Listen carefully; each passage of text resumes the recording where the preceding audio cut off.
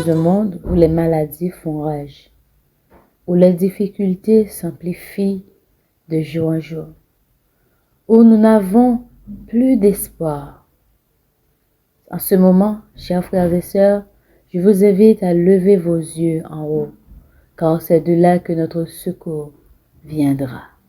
Nous devons nous attacher chaque jour à notre Dieu, afin d'avoir victoire sur le péché et afin d'avoir part à la vie éternelle.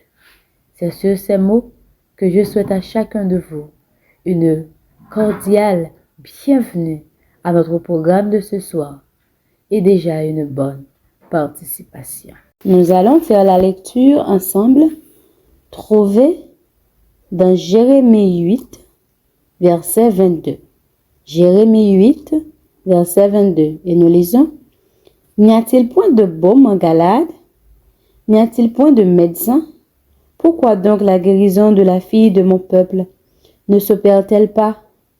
N'y a-t-il point de baume en Galade? N'y a-t-il point de médecin? Pourquoi donc la guérison de la fille de mon peuple ne s'opère-t-elle pas? La parole du Seigneur.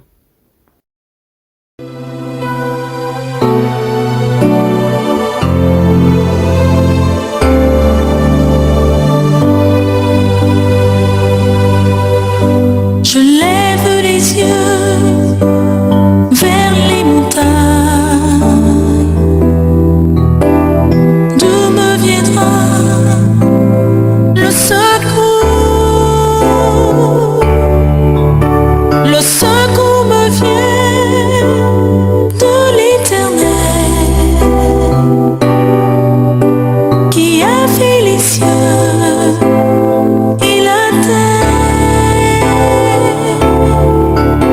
Le secours me vient de l'Éternel, qui a fait les cieux et la terre. Il est mon Dieu. Je lève les yeux vers les montagnes. D'où me viendra le secours? Le secours me vient de l'Éternel, qui a fait les cieux et la terre. Le secours me vient de l'Éternel, qui a fait les cieux et la terre. Il ne donne ni ne soumet celui qui garde Israël. Il ne donne ni ne soumet, l'Éternel me gardera. Il ne donne ni ne soumet, il gardera mon pied de tout mal. Il ne donne ni ne soumet, l'Éternel gardera mon âme.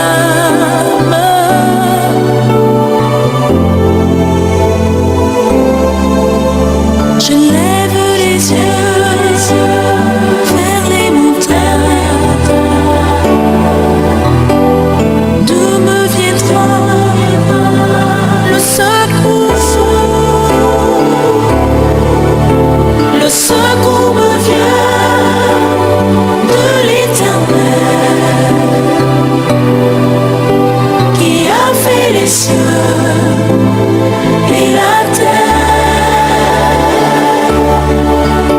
Le secours me vient de l'Éternel,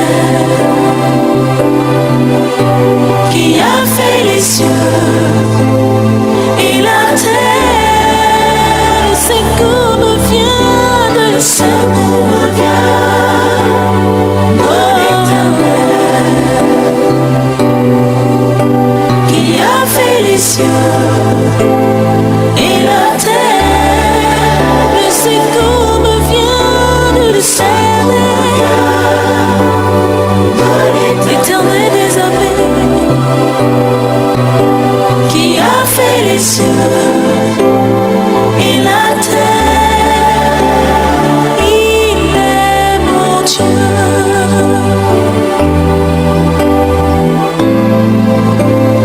Il est mon Dieu. Et mon roi. Il est mon Dieu. Et mon roi. Il est mon Dieu. Il ne dort, il ne sommeille, celui qui garde Israël.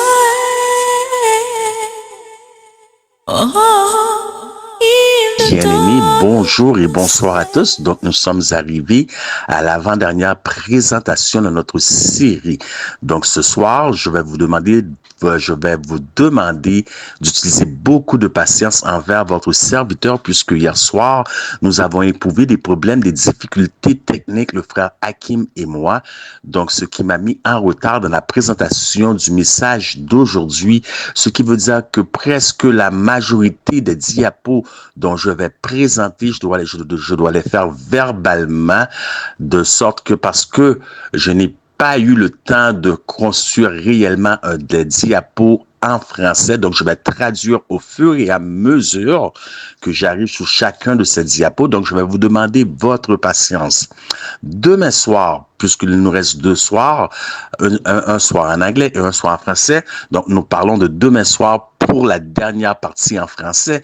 Donc nous allons avoir un court témoignage spécial, qu'est-ce qui a conduit à vous présenter cette série, puisque, bien aimé, cette série provient à partir de mes études personnelles ça fait longtemps, ça fait belle lurette que j'étudie Apocalypse 22, chapitre 1 et 2, et j'ai mis tout mon cœur pour étudier plusieurs mois à étudier ce texte parce que j'ai trouvé une contradiction, c'est-à-dire plusieurs contradictions, mais nous savons que la Bible ne peut pas mentir. Voilà ce qui m'a amené à sonder les Écritures et ce qui a amené au résultat de cette merveilleuse série de conférences. Et je peux vous dire que moi-même, ayant fait faisant cette conférence en tant que missionnaire médical, 3/4 des bénéfices dont ces herbes servent, je n'étais même pas au courant moi-même. Donc, c'est là l'importance de sonder les Écritures en profondeur. N'attendez pas qu'une personne vous amène du tout cuit dans la bouche, bien-aimé. Ceci dit, nous allons débuter immédiatement avec notre texte de méditation que Sœur Morissette a lu pour nous, qui se trouve en Jérémie 8, 22. Jeremiah 8, 22. N'y a-t-il point de baume en Galaad? N'a-t-il point de médecin? Pourquoi donc la guérison de la fille de mon peuple ne s'opère-t-elle pas? Prions. Let us pray. Éternel, notre Dieu, notre Père, encore une fois ce soir, nous nous trouvons en ta présence. Ne nous consume pas, Seigneur, puisque nous sommes des pécheurs repentis. Mais guide-nous par ton Esprit Saint dans toute la vérité. Et couronne-nous de justice, de bonté et de miséricorde. Au nom de Jésus, Amen. Donc, bien-aimés, nous débutons la présentation. Comme je vous ai dit, je vais vous demander beaucoup de patience envers moi. Nous allons débuter par les bénéfices du baume de Galaad. The benefits of the balm of Gilead. Donc, c'est un baume qui est très bon pour les plaies ouvertes, pour les douleurs cruciales. C'est un soulagement à la douleur, donc un analgésique. Pour les problèmes cutanés tels que le psoriasis, l'eczéma, pour les poumons, pour la toux, pour les bronchites chroniques, pour l'arthrite, pour les douleurs rhumatoïdes, pour les articulations, soulagement du stress. C'est souvent utilisé pour l'aromathérapie. Et encore une fois, c'est un mot qui est revenu à chacune des présentations. C'est un expectorant. Bien aimé, tout ce qui est bronchite, tout problème respiratoire, système respiratoire, tout cela, vous devez retenir cela de grâce. Faites tout de votre possible pour retenir, pour savoir quelles sont la médication nécessaire à utiliser puisque nous avons une grande satandémie à notre porte qui nous guette. Donc, nous savons, il y a déjà présentement sous le thème de ma voix une mini satandémie en Chine et aux États-Unis telle que nous l'avions vu dans notre dernière présentation. Mais la cerise sur le gâteau va bientôt arriver et ça va prendre le monde par surprise. Une satandémie qui va dépeupler une grande partie de la population et qui va même amener des mesures plus drastiques que nous avons vues lors de la dernière satandémie. Donc, c'est aussi un stimulant, c'est bon contre les inflammations, c'est un antibactérien, un antimicrobien, c'est bon pour la circulation sanguine, le tunnel carpien, hygiénie, etc. pour raccourcir le tout, parce que c'est bon pour plein d'autres choses. Donc, en raison de ces vastes bienfaits holistiques, slide number 7, Hakim, en raison de ces vastes bienfaits holistiques, il est devenu un médicament très recherché à l'époque biblique, ce qui en fait le produit le plus précieux pour les commerçants. Donc, ils estriaient l'huile des bourgeons et l'utilisaient comme cataplasme. Cependant, dans la plupart des cas, il était utilisé comme baume. Ce que nous voulons faire maintenant, c'est la même chose que nous avons fait chaque soir. Nous allons faire une analyse de texte. We are going to do the text analysis.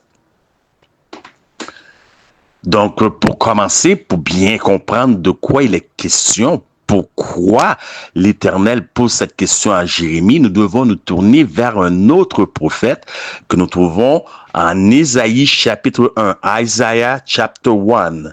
Écoutez, ça va décrire l'état de la nation. Écoutez très bien ce que nous dit l'Éternel au travers de son prophète.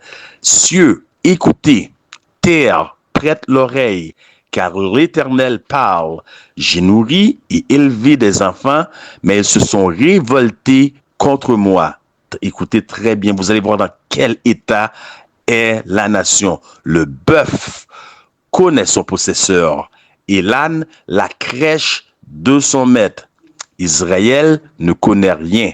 Mon peuple n'a point d'intelligence. Malheur à la nation pécheresse, au peuple chargé d'iniquité, à la race des méchants, aux enfants corrompus. Ils ont abandonné l'Éternel. Ils ont méprisé le Saint d'Israël. Ils se sont retirés en arrière. Quel châtiment nouveau vous infligez quand vous multipliez vos révoltes. Écoutez très bien, écoutez bien-aimés. La tête entière est malade et tout le cœur est souffrant.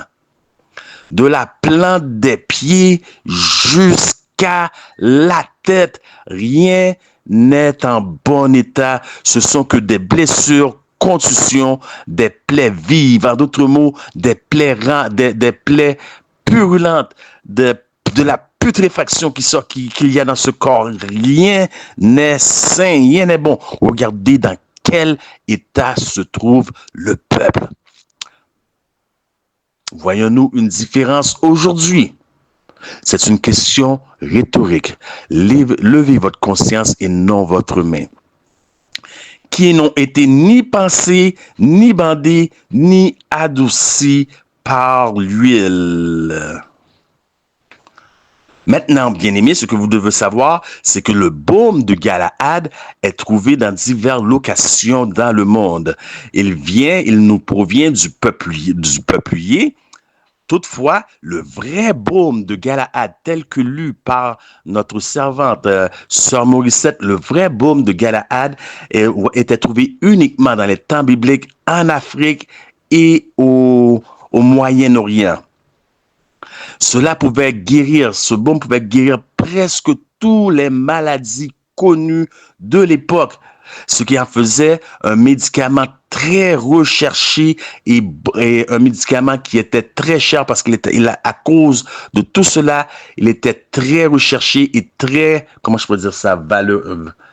de très grande valeur. Il était utilisé par les marchands comme comme moyen de libre-échange entre les nations. Donc, il nous provient de la famille des herbes amères. Donc, avec une telle médication capable de guérir une panoplie, une multitude de maladies, une personne pourrait facilement penser que cela pourrait guérir Judas. Toutefois, ce n'est pas le cas. Voilà pourquoi Dieu pose la question, y a-t-il un baume en Galaad? Y a-t-il point de médecin? Pourquoi donc la guérison de ma fille ne s'opère point? Donc, encore une fois, nous avons vu dans quel état était la nation. L'Éternel nous dit en Isaïe chapitre 1, le bœuf connaît son maître, l'âne la mangeoire de son maître, mais l'Église ne connaît pas. Mon peuple ne comprend pas. Voilà d'autres détails nous sommes donnés.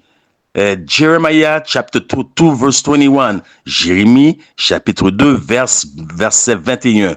Je t'ai planté comme une vigne excellente et du meilleur plan. Comment as-tu dégénéré en une vigne étrangère? La vigne, c'est la représentation du peuple de l'Éternel. Donc, Ésaïe 5.4, maintenant, nous donne encore d'autres détails. Qu'y avait-il encore à faire à ma vigne que je n'ai pas fait pour elle? En d'autres mots, l'Éternel, voyez-vous dans quel état était la nation? L'Éternel a tout fait pour son peuple. Pourquoi quand j'ai espéré qu'elle produirait de bons raisins, en a-t-elle produit de mauvais? Vous voyez, y a-t-il quelque chose que l'Éternel n'a pas fait pour ce peuple? Donc, bien-aimés, dans le passage que nous avons lu, notre texte de méditation trouvé en Jérémie 8, verset 22, c'est une question rhétorique. N'y a-t-il point de baume en Galaad? N'a-t-il point de médecin? Une question rhétorique, c'est une question qui ne demande pas une réponse. Donc, ne levez pas votre main, mais levez plutôt votre conscience. Bien que Dieu parle à lui-même au travers d'une question rhétorique, mais dans ce passage, il y a tout de même trois personnages clés. Le premier personnage impliqué dans le texte, c'est Dieu lui-même. Le second personnage impliqué dans le texte de Jérémie 8, 22, c'est la nation. Et la troisième personne impliquée dans le texte, c'est Jésus. Maintenant, une personne me dirait facilement, où vois-tu Jésus dans ce texte? Voilà le problème que nous retrouvons au sein de l'Église, au sein de ceux qui se disent prédicateurs de vérité présente, au sein des évangélistes, des pasteurs. C'est qu'aujourd'hui, nous prêchons un message dépourvu de la présence de Christ, tandis que Christ dit lui-même en Jean 5, 39, « Vous sondez les Écritures, car par elles, vous croyez avoir la vie éternelle, mais ce sont eux qui rendent témoignage de moi. » Donc, afin de trouver Jésus dans l'histoire, dans le texte que nous avons lu, Jérémie 8, 22, nous devons comprendre l'histoire de Joseph. Et c'est au travers des chapitres 37 de la Genèse, versets 24 à 35, que nous allons comprendre où se trouve, et nous allons même voir où est Jésus dans le texte, puisque nous avons dit qu'il y a trois personnages clés dans ce passage. Donc, les frères de Joseph, par jalousie, avaient développé une sorte de haine pour Joseph parce que Joseph était l'enfant préféré, favori de Jacob. OK? Et donc, ils ont pris Joseph. Alors qu'ils étaient partis, Joseph est venu le rejoindre, voyant que Joseph venait les rejoindre, et Joseph leur a raconté un rêve. Ils ont pris Joseph et l'ont jeté dans un puits. Puis ils se sont assis, mangeant comme si de rien n'était. Ils viennent de commettre un crime et maintenant ils mangent comme sans aucun remords. Puis il voit un groupe d'Ishmaélites qui passait par là. Donc, encore une fois, je traduis de l'anglais au français. Donc, à vous de vérifier Genèse 37, 27, versets 24 et 35 pour voir si c'est bien Ishmaélites en français qui passait par là. Et puis, ils ont dit, à quoi bon nous ça? Allons, vendons notre frère. Mais un groupe de Madianites qui sortait d'Égypte, qui sortait d'Égypte, et donc, un instant, avait retiré Joseph. Donc, les Madianites, laissez-moi vous lire pour vous. Non, les Madianites ont vendu Joseph aux Ishmaélites qui allaient, eux, en direction de l'Égypte. Donc, voilà. Donc, Rubens, lui, s'est levé pour aller, quand il a vu ça, il pour aller chercher Joseph afin de le vendre, mais Joseph n'était plus. Joseph n'était plus. Donc, qu'ont-ils fait exactement? Ils ont reporté, ils sont allés reporter l'histoire à leur père Jacob, mais ils ont masqué, ils ont déguisé l'histoire en prenant le manteau de Joseph après avoir tué un animal et le trempant dans le sang de l'animal pour faire croire que Joseph avait été dévoré par un animal. Mais plus tard s'est élevée une famine sur la nation, forçant Jacob à envoyer ses fils en Égypte pour acheter de la nourriture. Mais entre-temps, Joseph était devenu un gouverneur en Égypte. Ils n'ont pas reconnu Joseph. Voyant cela, donc Joseph, cela permet à Joseph de les duper puisque Joseph leur parlait au travers d'un traducteur. Donc Joseph les a bien dupés. Joseph a dit, vous êtes des espions, vous êtes venus pour d'autres raisons. Ils ont dit, non, nous sommes tous des enfants du même homme, nous sommes 12, un n'est plus et un est resté à la maison. Donc, Joseph a permis qu'ils achètent de la nourriture, mais, écoutez très bien, ils ont acheté pour simplement plus tard voir que leur argent était resté. Donc, de la nourriture gratuite. Je porte l'emphase, de la nourriture gratuite, que celui qui a de l'intelligence comprenne. Cependant, Joseph a gardé 6 millions captifs pour mettre à l'épreuve ses frères, parce Joseph savait très bien que ses frères disaient la vérité. Donc, les enfants de Jacob ou les enfants d'Israël sont retournés dire à Jacob tout ce qui s'était passé et Jacob maintenant était dans une douleur atroce. Nous parlons de douleur aujourd'hui. De tous les bénéfices que nous retrouvons du baume de Galaad, portez attention sur la douleur. Nous parlons de douleur, bien-aimés. Jacob était dans une angoisse terrible.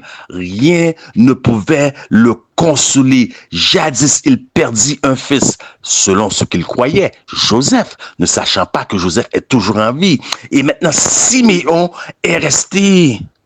Il ne sait que ce qu'il va advenir de Siméon.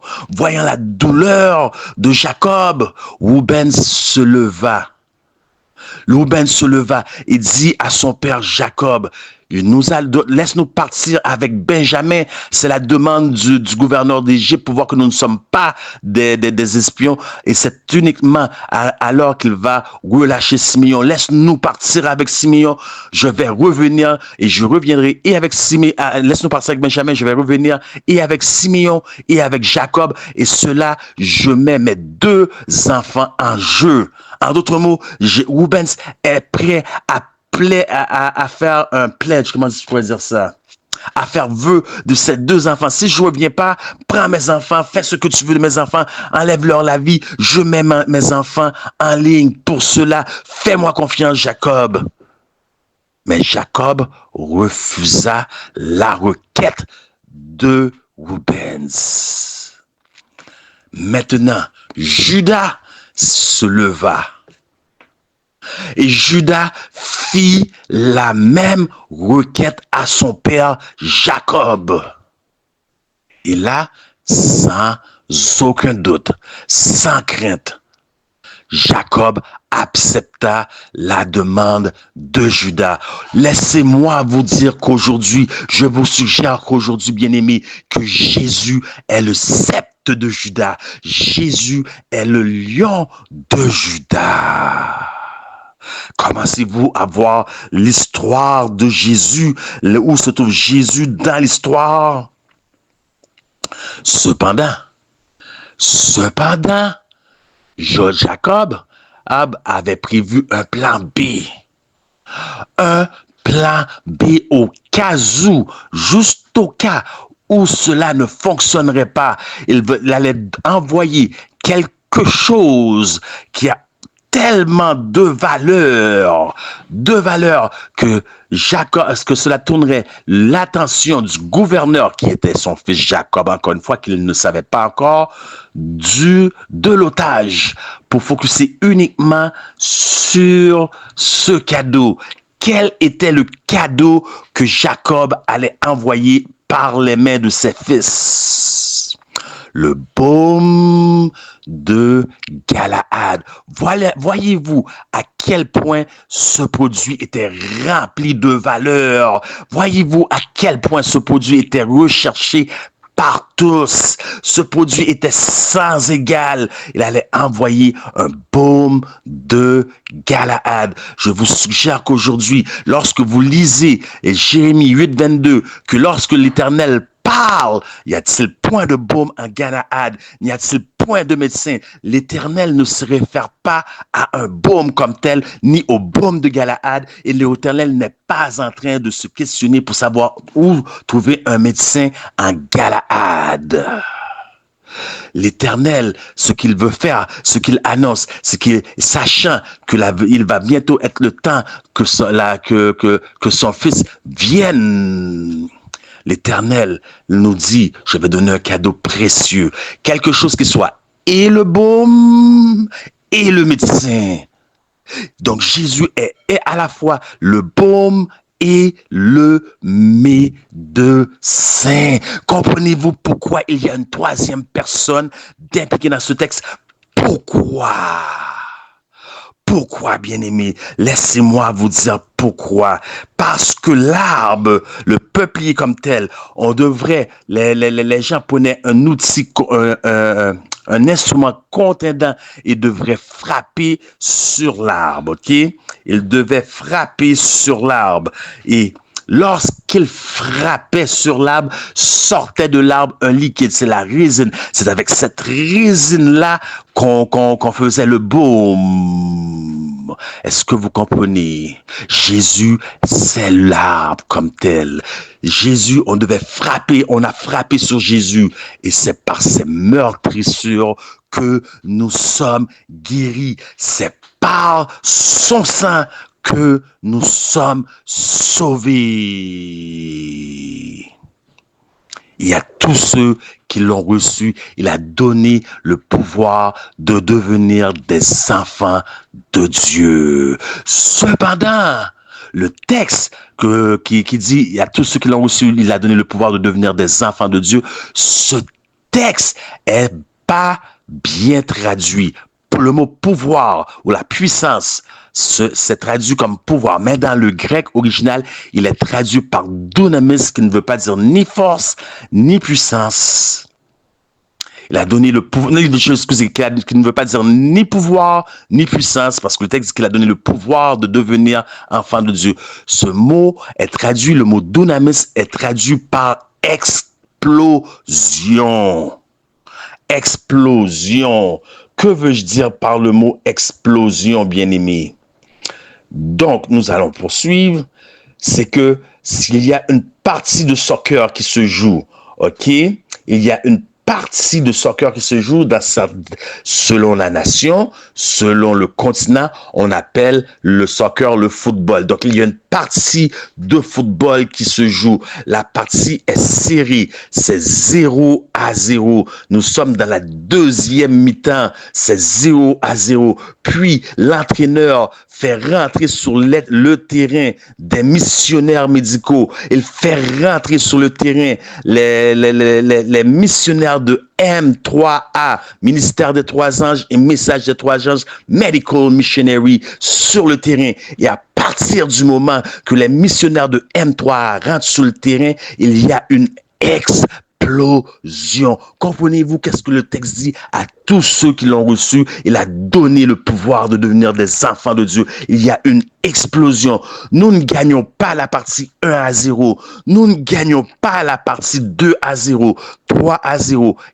4-0, mais nous gagnons la partie 100 millions de billions à 0. C'est une explosion à tous ceux qui l'ont reçu. Il a donné le pouvoir de devenir enfants de Dieu. Donc c'est par le sang de Jésus. Et laissez-moi vous dire, sur le timbre de ma voix, il y a des laboratoires comme instigateurs de projets, Monsieur Bibi Gaga, qui produisent plus de 35 000 insectes par mois en laboratoire. Donc, ce sont des insectes qui sont créés de la main de l'homme et modifiés en laboratoire qui peuvent amener la fièvre, le paludisme. Donc, ce sont des insectes qui sont porteurs de maladies. Mais laissez-moi vous dire que si vous avez reçu Jésus, à tous ceux qui l'ont reçu, l'ont donné le pouvoir de devenir enfants de Dieu, par son sang, si vous l'avez reçu, bien-aimé, n'importe quel de ces insectes peut vous mordre. Et cet insecte se doit de trouver un baptistère et aller se faire baptiser parce qu'il y a la puissance dans le sang de Jésus. Et ma question maintenant, s'il y a autant de puissance et si à tous ceux qui l'ont reçu, il a donné le pouvoir de devenir enfants de Dieu, pourquoi tout ce dont nous voyons au sein de l'Église aujourd'hui n'est que fornication, conflit, médisance où des coups de langue se donnent sur les autres, la convoitise, de plus en plus de dirigeants supportant le mouvement de la communauté alphabet. Pour ceux qui ne comprennent pas, vous devez savoir que la liberté d'expression nous est enlevée. Que veux-je dire par la communauté alphabet? Ça commence par L, ça continue par G, et on continue avec un B, et vous pouvez deviner le reste parce que je ne tiens pas à ce que mon canal soit radié, soit fermé, ni que cette vidéo soit retirée des ondes. Nous avons plus et plus de dirigeants qui envoient leurs membres d'église à l'abattoir pour prendre le poison babylonien dans leurs veines et dans leur système sanguin. Nous avons de plus en plus de divorces au sein de la chrétienté. Beaucoup de violences conjugales au sein de la chrétienté. C'est une chose que de voir ces choses dans le monde, mais c'est une autre chose de voir des gens marchant, Bible en main, vivre de telles choses comme ça. Nous avons beaucoup de dépression.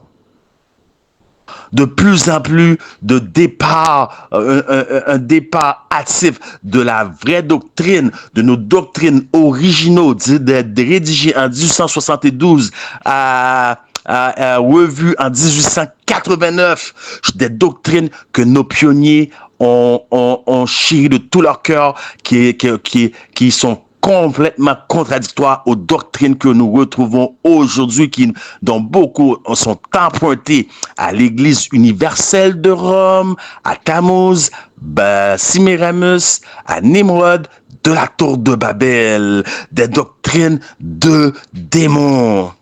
Un esprit de compétition domine la chrétienté, domine l'Église. Aujourd'hui, on ne voit que des pécheurs empêchant d'autres pécheurs d'aller à Jésus dans une attitude de « je suis plus saint que toi, je suis plus instruit que toi », de sorte qu'il y a toujours un système de compétition au sein de l'Église, au sein des ministères de soutien personnel, des prédicateurs de vérité présente. Moi, lorsque je regarde dehors, je vois une petite feuille, une petite fleur sur l'autoroute, sur un terrain, sur un champ, et je vois une autre fleur à côté dans le même champ, une autre fleur à côté. Chaque fleur s'occupe de grandir. Ils ne font pas compétition l'un avec l'autre. Aujourd'hui, c'est un expose l'autre.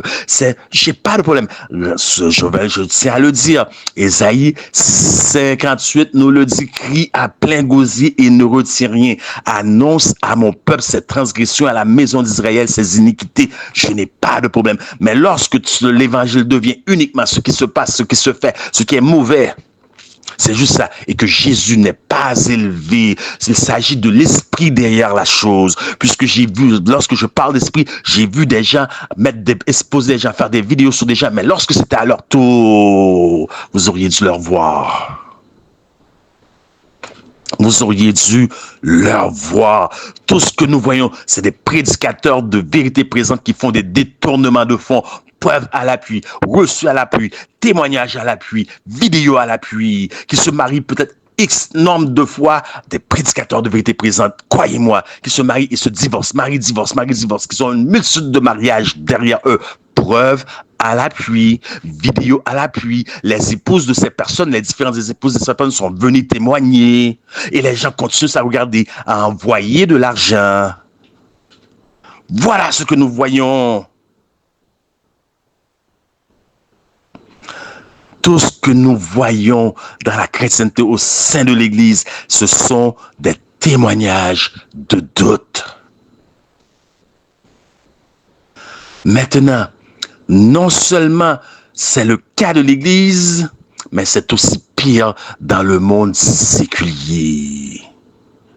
C'est aussi pire dans le monde séculier, de sorte que le monde voudrait se tourner vers l'Église, ceux qui marchent avec la parole de Dieu, la Bible en main, l'esprit de la prophétie. Mais l'Église est dans un tel état qu'ils ne le peuvent pas. Mais le monde est aussi pire que l'Église. C'est un monde rempli de souffrance. Voyez-vous, pourquoi je disais que le baume de Galaad, c'est un baume pour la souffrance, pour la douleur, comme on dit en anglais, excruciating pain, un monde de souffrance. Combien de souffrances puisse contenir un individu pour pouvoir envoyer des drones au-dessus d'un hôpital d'enfants avec des bombes. Les drones n'auront-ils pas dû lancer des bonbons, des jouets en peluche pour les enfants? Pourquoi ce sont des bombes? Please, Hakim, show them the montage. The bombs going or flying over hospital, killing children. Show them the montage where people are going into mosque and shooting in Muslim. Show them the montage what they're doing to the Jews, even to 70 Adventists. Show them combien de souffrances doivent rentrer dans une personne. Une personne doit peut-être être aux prises avec pour qu'il puisse rentrer avec un autobus scolaire rempli d'élèves dans une garderie et tuer beaucoup de gens. Combien de souffrances une personne peut-il posséder pour poignarder son épouse, non pas 1, 2, 3 fois, mais 77 coups de couteau? Combien de souffrances? How much pain? Ah, beloved, ce monde est dans les ténèbres. Ce monde est chargé de souffrance. La souffrance telle que nous ne l'avons jamais connue. La souffrance pure et non diluée. La souffrance non concentrée. Combien de souffrances une personne peut-il tenir pour tuer son épouse ou son époux avec tous ses enfants, puis ensuite retourner l'arme contre elle-même? How much pain, Hakim, does it take for a man or woman to kill his or her entire family and turn the weapons against him or her? Tell them, Hakim, brother, tell them. Combien de douleurs? Aujourd'hui, Aujourd'hui, bien-aimé, sous le timbre de ma voix, le divertissement est devenu synonyme d'écouter les péchés, de regarder les abominations des gens via le TikTok. Jour après jour dans ce bas monde, nous regardons les gens mettant leur plus beau sourire habituel sur leur visage, vivant une supposément vie de joie. Mais si vous regardez attentivement, vous verrez en dessous de tout cela une douleur. Bien-aimé, je travaille avec une jeune fille de 22 ans et j'aimerais expliquer son histoire. Qui aurait cru, elle m'a conté son histoire, ce qui a fait paraître toutes mes souffrances que j'ai vécues comme une goutte d'eau dans l'océan. Il y a des gens qui nous entourent, qui vivent des choses dont vous ne savez rien. Et vous les voyez tous les jours, leur belle voiture, la famille sans problème, le beau sourire, ils occupent peut-être des positions, mais ils vivent des choses que vous ne savez rien. Le monde entier est dans les ténèbres, dans les souffrances. Et afin de balayer cette souffrance sous le tapis, les gens vont choisir de se perdre dans un monde de cons. Pour ceux qui comprennent, surtout ceux de la nation du Québec, qui sont francophones, un monde de consommation. Donc, c'est un jeu de mots pour ceux qui veulent comprendre, comprendront. Un monde de consommation. Un monde de convoitise. Ils vont se cacher derrière la musique. Ils vont s'enfuir dans le travail. Ils vont se mettre devant la télévision pour regarder leur programme parce qu'ils ne veulent pas sentir la douleur. Ils ne peuvent pas rester 5 minutes seuls avec eux-mêmes dans la solitude. Tellement ça, il y a un mal qui dévore leurs entrailles. Ils ne veulent pas se sentir. Ils vont se mettre devant la télévision. Télévision. Tell a vision. Une fausse vision. Jamais dans l'histoire de l'humanité, écoutez bien, jamais dans l'histoire de toute l'humanité avons-nous trouvé une génération remplie d'autant de douleurs. D'ailleurs, une personne sur 5 à l'échelle mondiale a été diagnostiquée et sera diagnostiquée de dépression.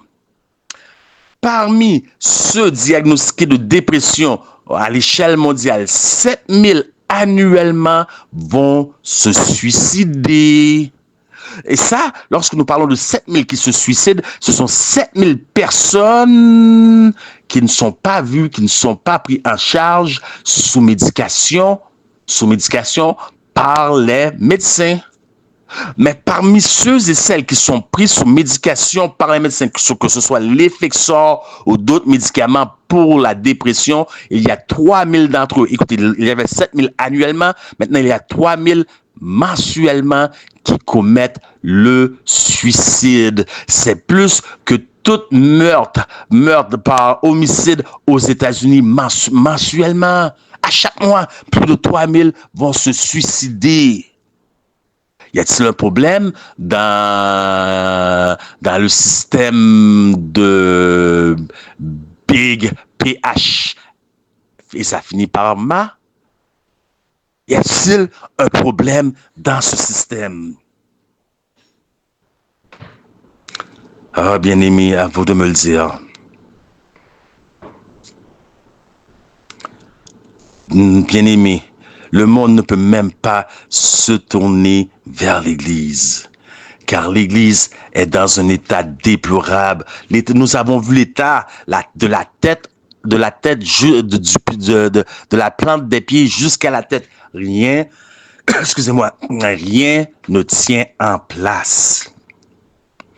Et pourtant, Dieu a pourvu et le médecin et le médicament ensemble, donc qui est Jésus. Donc, lorsque vous combinez et le médecin et la médication, vous retrouvez un cadeau les plus valeureux, de plus de valeur que vous pouvez avoir. Voilà pourquoi Jacob avait envoyé au travers des mains de ses enfants un baume pour envoyer à Joseph.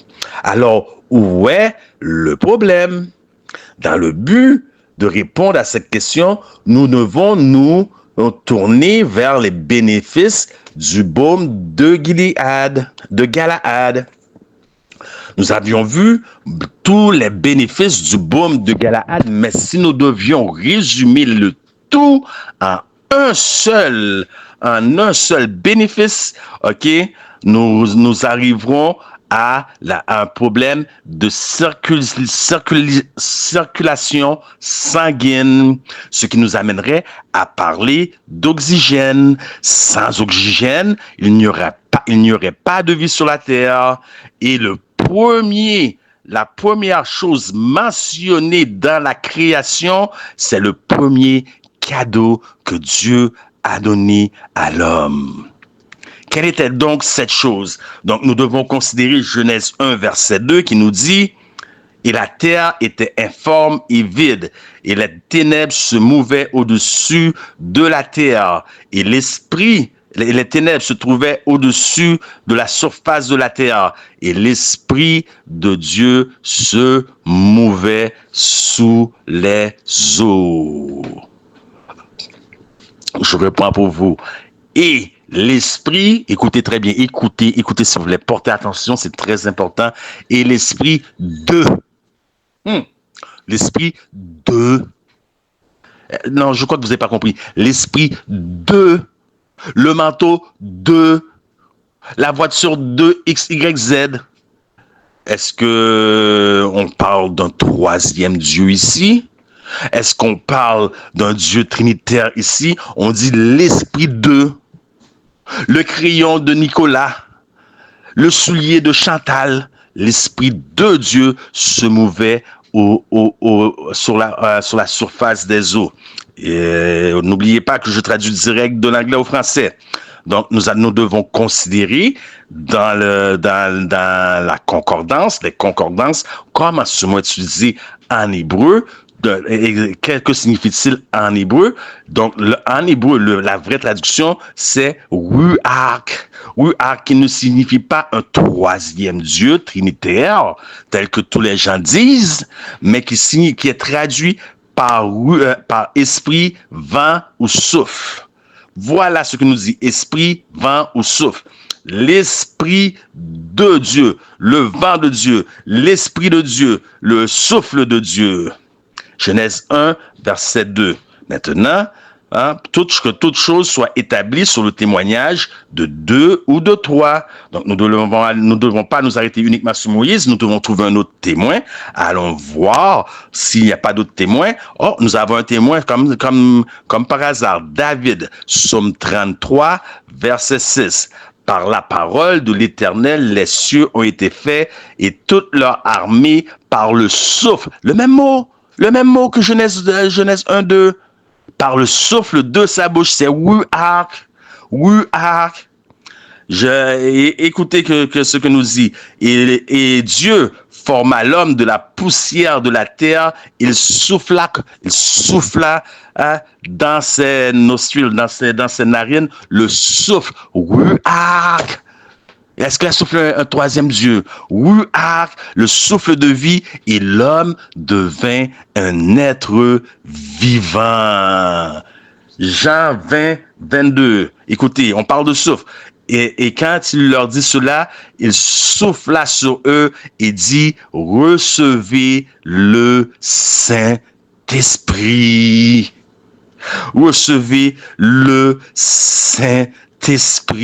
Jean 20, 22. Et laissez-moi vous suggérer qu'en ce jour, pour ceux qui citent Jean 1, verset 12, que nous ne sommes pas encore des enfants de Dieu si le Père et le Fils ne viennent pas faire leur demeure en nous. Sinon, nous ne faisons que reproduire l'expérience de l'église de Sade, là où il est écrit, toi qui a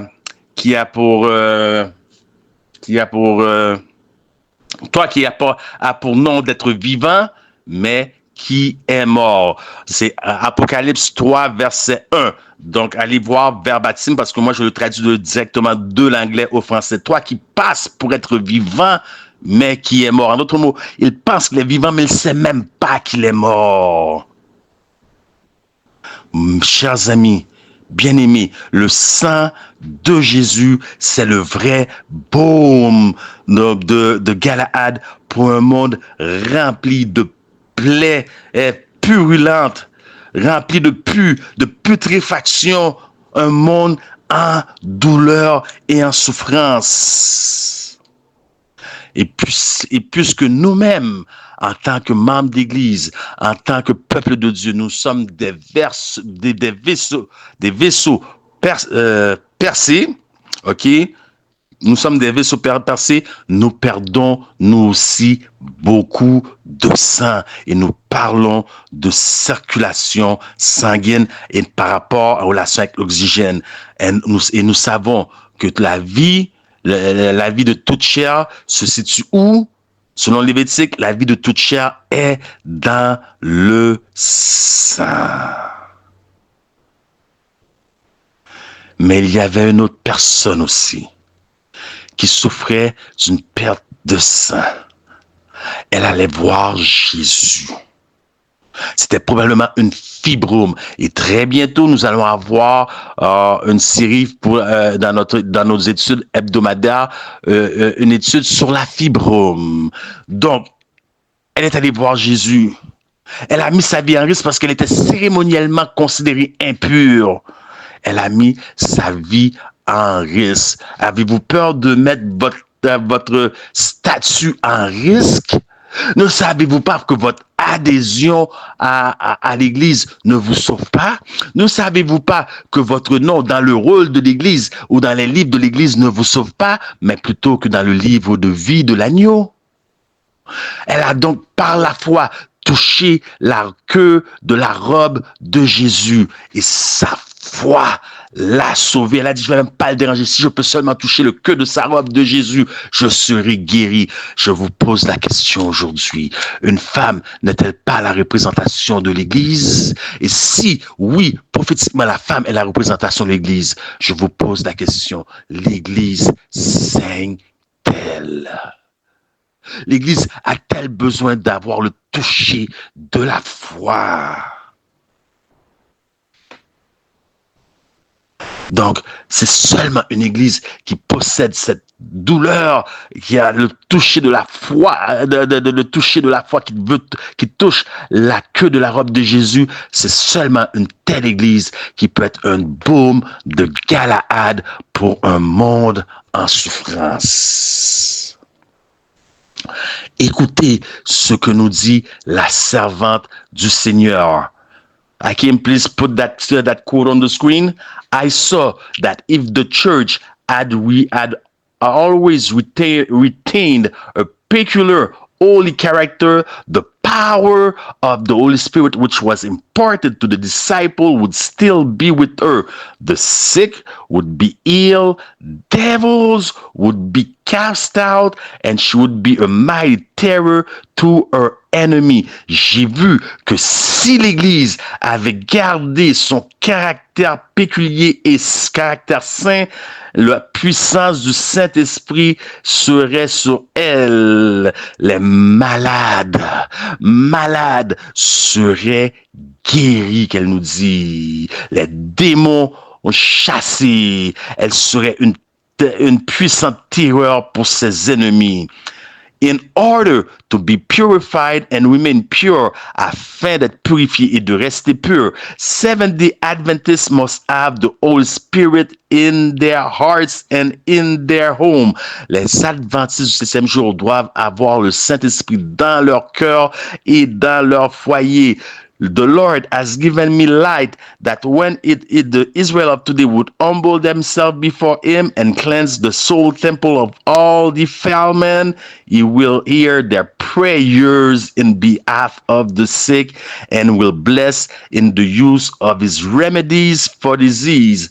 Le Seigneur m'a donné de la lumière que lorsque l'Israël d'aujourd'hui s'humiliera devant lui et purifiera le temple qui est leur propre corps, qui est le corps de la chrétienté aussi, de toute souillure. Il écoutera alors leur prière pour les malades. Se pourrait-il que Dieu joue la sourde oreille aujourd'hui? Il bénira au travers des médicaments, des remèdes qu'il a donnés pour les maladies. Et ces remèdes-là, ce ne sont pas des pilules, ce ne sont pas de la radiation ni la chimiothérapie, ce ne sont pas ce que vous pensez, les remèdes de Dieu. Voilà pourquoi nous avons tenu cette série. Profitez-en, parce que très bientôt, il va se déverser sur ta terre des séries de fléaux. Et où allez-vous trouver la guérison? Si vous ne connaissez pas quelles sont les herbes guérissantes, si vous ne connaissez pas quelle est la nutrition consommée, ce qu'il faut avoir dans votre assiette, ce qu'il faut rejeter, si vous ne connaissez pas les in and out de la nutrition et de la réforme sanitaire, qu'allez-vous faire? Puisque vient un temps où même les médecins n'accepteront pas vous voir dans leurs hôpitaux et tout support terrestre vous sera enlevé. Qu'allez-vous faire pour traiter les gens qui sont malades? Il y a des gens qui souffrent au timbre de ma voix. On perd beaucoup de temps dans la futilité. Mais cependant, il y a un homme qui s'appelle Martin Luther King Jr. qui a dit ceci. Il a dit, lorsque seul dans la noirceur, seul dans les ténèbres, peut-on voir les étoiles briller? Bien-aimés, je vous suggère aujourd'hui, sous le timbre de ma voix, ce monde n'a jamais été autant dans les ténèbres qu'aujourd'hui. Il y a une souffrance dans le cœur des êtres humains. Et tandis que de vaquer à la facilité, je loue le Seigneur, je remercie le Seigneur que ce fut dans cette ténèbre-là qu'il s'est élevé un peuple pour faire une différence, un peuple ayant à cœur l'œuvre missionnaire médicale, désirant être un baume pour l'humanité, désirant apporter un baume pour la souffrance des hommes, car la souffrance est palpable. Vous ne le voyez pas, vous ne le voyez pas, vous ne le sentez pas, mais si vous prenez le temps d'utiliser la méthode de Jésus, si vous approchez des gens, s'il y a un effort personnel, comme nous le dit ministère de la guérison, vous allez voir à quel point ce monde est dans les souffrances. Vous pouvez lever vos yeux au ciel en plein midi, vous n'allez rien voir, mais seul dans les ténèbres peut-on voir, seul dans la noirceur peut-on voir les étoiles briller. Hakim, please launch that video. Show them what M3 Medical Missionary is doing all over the world right now under the sound of my voice. Show them, Hakim, please. Show them that montage. And please, Hakim, end up with Sister Barbara as she sings, Does Jesus Care? Because we are representative of Jesus, we should care when people are hurt, when people are in pain. Hakim, please show it to them. Bien-aimés, que Dieu vous bénisse. Nous nous reverrons bientôt. Does Jesus care when my heart is pain too deeply for myrrh and song? As the burdens press and the cares distress and the way grows weary and long. Oh yes, He cares, I know He cares. His heart is touched with my grief. When the days are weary, the long nights dreary, I know my Savior cares. Does Jesus care when my way is dark with a nameless dread and fear? As the daylight fades into deep night shades, does He care enough to be near?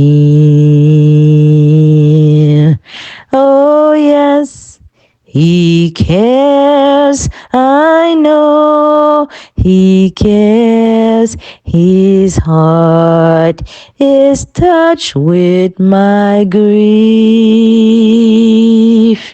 When the days are weary, the long night dreary, I know my Savior cares.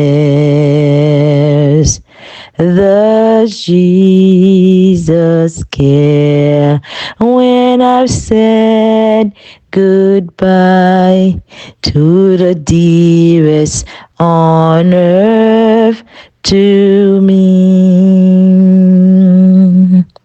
And my sad heart aches till it nearly breaks. Is it aught to him does he see? Oh yes, he cares, I know he cares. His heart is touched with my grief. When the days are weary, the long nights dreary, I know my Savior cares. Oh yes, he cares. I know he cares. His heart is touched with my grief. When the days are weary, the long night dreary, I know my Savior cares. Yes, he cares. He cares for me and he cares for you. Be blessed.